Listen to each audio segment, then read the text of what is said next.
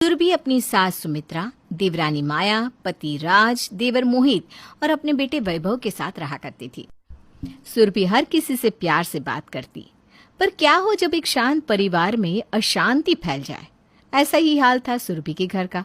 सुरभि अपने कमरे में सो रही थी, तभी वहां माया आती है और सुरभि के पैरों को दबाते हुए कहती है, दीदी मैं क्या कह रही थी, हम लोगों को बाहर गए हुए बहुत समय हो गया है, क्यों ना आज हम सब कहीं बाहर चले। माया तुम बिल्कुल सही कह रही हो, लेकिन मुझे नहीं लगता कि माँ जी हम लोगों के साथ बाहर जाने के लिए तैयार होंगी, क्योंकि तुम जानती हो ना माँ जी कितने पुराने ख्यालों की है। दीदी वो तो मैं बहुत अच्छे से जानती हूँ, लेकिन एक बार बात करने में क्या जा रहा है, और आप तो माँ जी की फेवरेट हो। अरे ऐसा कुछ भी नहीं है, माँ जी हम दोनों को एक बराबर प्यार करती हैं। पता नहीं तुम्हें ऐसा क्यों लगता है। दीदी अगर आपको विश्वास नहीं हो रहा ना, तो मैं अभी दूध का दूध और पानी का पानी कर दूंगी, आप मेरे साथ चलिए बस। माया अपनी जिठानी का हाथ पकड़कर अपनी सास के कमरे में ले जाती है और अपनी सास के पास बैठकर अपनी सास से बातें करती है। माँ जी मैं सोच रही थी कि क्यों ना आज हम सब कहीं बाहर चले। छोटी बहू ये तो कैसे बात कर रही है, बाहर जाना मतलब पैसों की बर्बादी, मैं कहीं नहीं जाने वाली।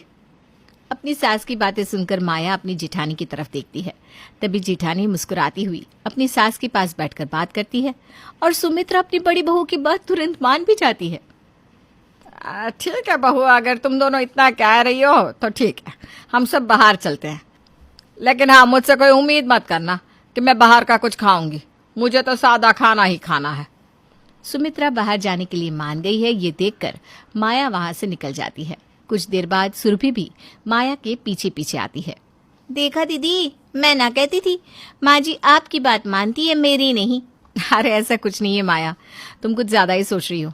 चलो चलकर रेडी हो जाओ, राज और मोहित के आते ही हम निकल जाएंगे। कुछ घंटे बाद जब सुमित्रा के दोनों बेटे राज और देवर घर आते हैं और बाहर जाने की प्लानिंग के बारे में सुरभि उन दोनों को बताती है, तो कुछ देर बाद सभी तैयार होकर बाहर खड़े हो जाते हैं। लेकिन तभी माया अपनी जेठानी के कमरे में जाकर कहती है, दीदी मेरे गले का हार नहीं मिल रहा, अगर आप बुरा न माने तो क्या मैं आपका ये हार पहन सकती हूँ। पर माया, राज ने मुझे जब से ये हार दिया है ना, तब से मैंने इस हार को एक बार भी नहीं पहना।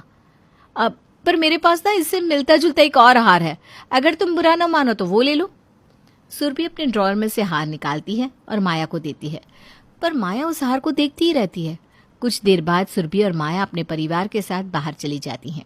अगले दिन सुरभि अपने गहनों को अपने लॉकर में रखने के लिए निकाल रही थी, तभी वो देखती है कि उसका वही हार गायब है जिसे माया ने पसंद किया था।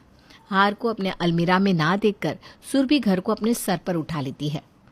हे भगवान, मैं तो लुट गई, बर्बाद हो गई माँ जी। सुरभि की आवाज सुनकर माया और सुमित्रा उसके कमरे में जाती हैं।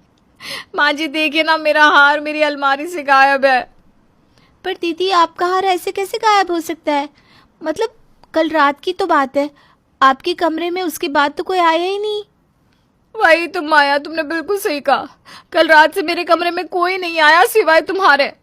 दीदी आप कहना क्या चाहती है कि आपका हार मैंने लिया है। मैंने ऐसा कहा नहीं माया, लेकिन तुम्हारी बातों से साफ जाहिर है कि मेरा हार लेने वाला कोई और नहीं बल्कि तुम हो।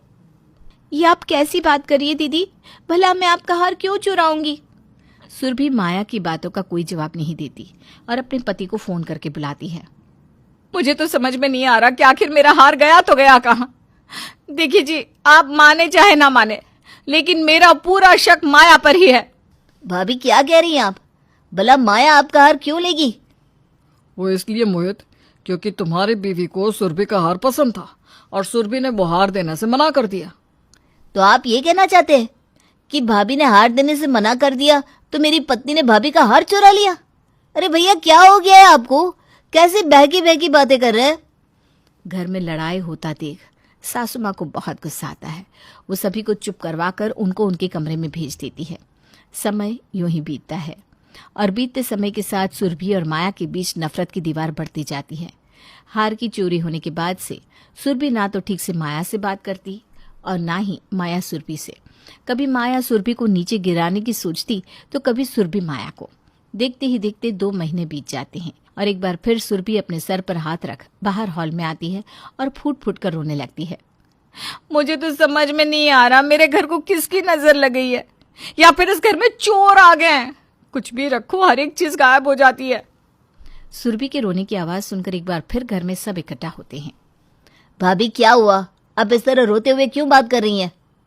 देवर जी, अब मैं अपनी किस्मत पर रोऊं नहीं तो क्या करूं?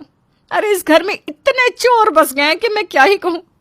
आज से 2 महीने पहले मेरा हार गायब हुआ था, लेकिन आज पूरे 50,000 गायब है। मुझे समझ में नहीं आ रहा आखिर क्यों लोग अपनी हरकत से बाज नहीं आ रहे। 50,000 रुपए गायब है? हाँ माँ जी, अभी रात को ही राज जी को सैलरी मिली थी, उन्होंने पैसे मुझे दिए और मैंने अपने पर्स में रखे, लेकिन सुबह में देखा तो मेरे पर्स में से पैसे गायब।